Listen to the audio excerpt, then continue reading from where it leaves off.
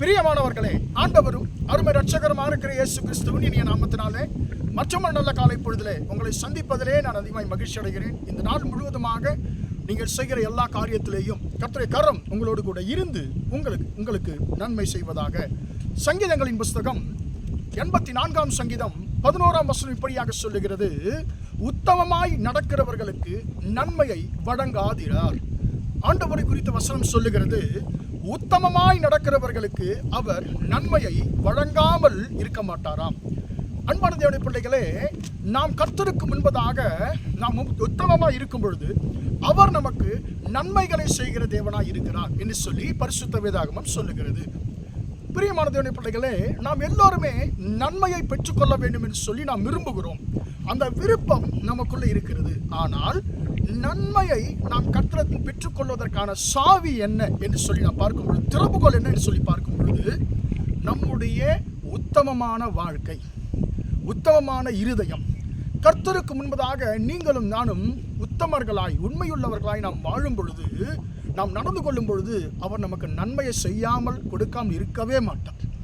பரிசுத்த வேதாகமத்திலே உத்தமர்கள் என்று சொல்லி அநேகரை குறித்து பரிசுத்த வேதாகமம் சாட்சி கொடுக்கிறதை நாம் அறிந்திருக்கிறோம். யோபு உத்தமனாக இருக்கிறார், நோவா உத்தமனாக இருக்கிறார், இப்படி பல உத்தமர்களை நாம் பரிசுத்த வேதாகமத்தில் வாசிக்கிறோம். ஆனால் எசேக்கியா ராஜா என்கிறதான ஒரு மனுஷனை குறித்து நாம் வாசிக்கும் பொழுது, அந்த மனுஷனுக்கு ஒரு துர்செய்தி அறிவிக்கப்படுகிறது. நீ மரணமடைய போகிறாய், உன்னுடைய வீட்டு காரியங்கள்லாம் நீ ஒழுங்குபடுத்தி விடு என்று சொல்லி கர்த்தராலே தீர்க்கதரிசி மூலமாக அவருக்கு அறிவிக்கப்படுகிறது. இப்போ தீர்க்கதரிசி சொன்னவர் போயிட்டாரு, அவர் போய் கொண்டிருக்கிறார். இந்த ராஜா என்ன செய்கிறார்? அந்த தீர்க்கதரிசியோடு கூட போராடவில்லை. அது எப்படி முடியும்? கர்த்தர்கிட்ட வந்துட்டு அது எப்படி நீங்கள் விண்ணப்பம் பண்ணுங்கன்னு சொல்லி மனுஷங்கிட்ட ஒன்றுமே அவர் யுத்தம் பண்ணலை, மனுஷங்கிட்ட வாக்குவாதம் பண்ணலை. அவர் தன்னுடைய முகத்தை சுவர்புறமாய் திருப்பி கொண்டு கர்த்தரை நோக்கி ஜெபிக்கிறார். ஆண்டவரே, நான் உமக்கு முன்பதாக ஆண்டவர் எந்த அளவுக்கு நான் மன உத்தமத்தோடு ஆண்டவரே நான் இருந்தேன், உண்மையாக இருந்தேன் என்பதை நினைத்தருளும் ஆண்டவரே, என்னுடைய கிரியைகள் நினைத்தருளும் ஆண்டவரே என்று சொல்லி தன்னுடைய உத்தமமான வாழ்க்கையை அவர் என்ன செய்கிறான்னு சொன்னால் கர்த்தரிடத்திலே சொல்லி அவர் ஜெபிக்கிறார். அப்பொழுது என்ன நடக்கிறது? எந்த தீர்க்கதரிசி துர்செய்தியை, மரண செய்தி அவருக்கு சொல்லிவிட்டு போகிறாரோ, அந்த தீர்க்கதரிசி அந்த அரண்மனை விட்டு கூட போகல. உடனே கர்த்தருடைய வார்த்தை அவருக்கு உண்டாக, நீ திரும்பி போய் எசேக்கியாவை பார்த்து சொல்லு, என் ஜனத்தின் அதிபதியை பார்த்து சொல்லு, உன் விண்ணப்பத்தை கேட்டேன், உன் கண்ணீரை கண்டேன், நான் உன்னை குணமாக்குவேன், உனக்கு 15 வருஷத்தை நான் கூட்டி கொடுப்பேன் என்று சொல்லி நீ சொல்ல என்று சொல்லி சொல்லுகிறார். அன்பான தேவனுடைய பிள்ளைகளே, எசேக்கியா ராஜாவினுடைய உத்தமமான வாழ்க்கை நிமித்தமாக, அவருடைய உண்மையான வாழ்க்கை நிமித்தமாக கர்த்தர் என்ன செய்தார்? அவருக்கு மரிக்க போகிற அவருக்கு, சாவுக்கு நியமிக்கப்பட்டிருந்த அவருக்கு 15 வருஷத்தை கர்த்தர் கூட்டி கொடுத்ததை நாம் வாசிக்கிறோம். அன்பான தேவனுடைய பிள்ளைகளே, அவர் எந்த அளவுக்கு கர்த்தருக்கு முன்பதாக உத்தமமாய் இல்லாவிட்டால், அது எந்த அளவுக்கு அவர் உத்தமமாய் நடந்து கொண்டிருந்தால் அவர் தன்னுடைய உத்தமத்தை குறித்து அவர் ஜெபித்திருக்க முடியும். யோசிச்சு பாருங்க. இன்றைக்கு நாம் சொல்ல முடியுமா? ஆண்டவரை பார்த்து, ஆண்டவரே, நான் நமக்கு முன்பதாக உத்தமமாய் நடந்திருக்கிறேனே என்று சொல்லி நாம் சொல்ல முடியுமா? எத்தனை விஷயத்திலே நீங்களும் நானும் கர்த்தருக்கு முன்பதாக உத்தமர்களாய் இருந்திருக்கிறோம், உண்மையுள்ளவர்களாய் இருந்திருக்கிறோம் என்று சொல்லி நம்மை குறித்து ஆண்டவரிடத்தில் சொல்லி ஜெபிப்பதற்கு உத்தமமான ஒரு காரியமாவது நம்மிடத்தில் இருக்கிறதா என்பதை நாம் பரிசோதித்து பார்க்க வேண்டும்.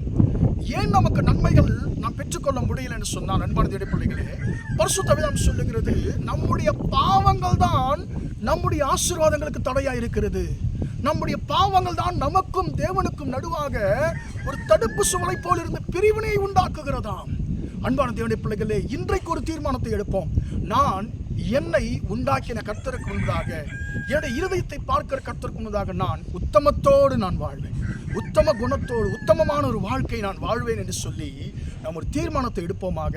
அப்படி நீங்களும் நானும் கர்த்தருக்கு முன்பதாக உத்தமர்களாய் நாம் வாழும் பொழுது நமக்கு எந்த நன்மையையும் ஆண்டவர் அவர் தடை பண்ணவே மாட்டார். உத்தமமாய் நடக்கிறவர்களுக்கு அவர் நன்மையை வழங்காதிரார்.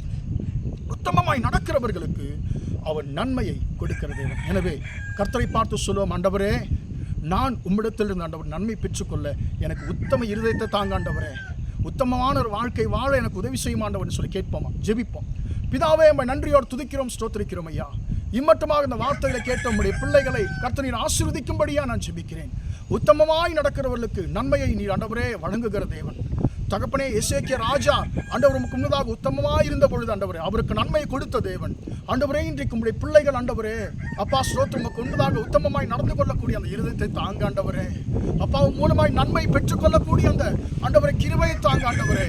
உமக்கு முன்பதாக நாங்கள் உத்தமர்களாய் வாழக்கூடிய ஆண்டவரே அந்த சிந்தை எங்களுக்கு கொடுக்கும்படியாய் நாங்கள் ஜெபிக்கிறோம். நாங்கள் உத்தமமாய் நாங்கள் வாழும் பொழுது தகப்பனே ஸ்தோத்திரம் எடுத்து நன்மை பெற்றுக்கொள்ள முடியும் என்று சொல்லி பரிசுத்த வேதம் சொல்லுகிறதே தகப்பன். அது போல நாங்கள் ஆண்டவரே அப்பா ஸ்தோத்திரம் உமக்கு முன்பதாக எந்த ஒரு மாசு இல்லாதவர்களாய் உத்தமர்களாய் ஆண்டவரே எசேக்கியா ராஜாவை போல வாழ்ந்து நன்மையை பெற்றுக்கொள்ளக்கூடிய அந்த கிருபை கொடுத்து நடத்தும்படியா ஜெபிக்கிறேன். இந்த நாள் முழுவதுமாய் உம்முடைய பிள்ளைகள் செய்கிற எல்லா காரியத்திலையும் உம்முடைய கரம் கூட இருந்து நடத்தட்டும் என்று இயேசுவின் நாமத்தில் ஒப்பு கொடுத்து ஜெபிக்கிறேன் ஜீவனுள்ள நல்ல பிதாவே. ஆமென், ஆமென். பிரியமானவர்களே, கர்த்தர் உங்களை ஆசீர்வதிப்பாராக. Praise the Lord.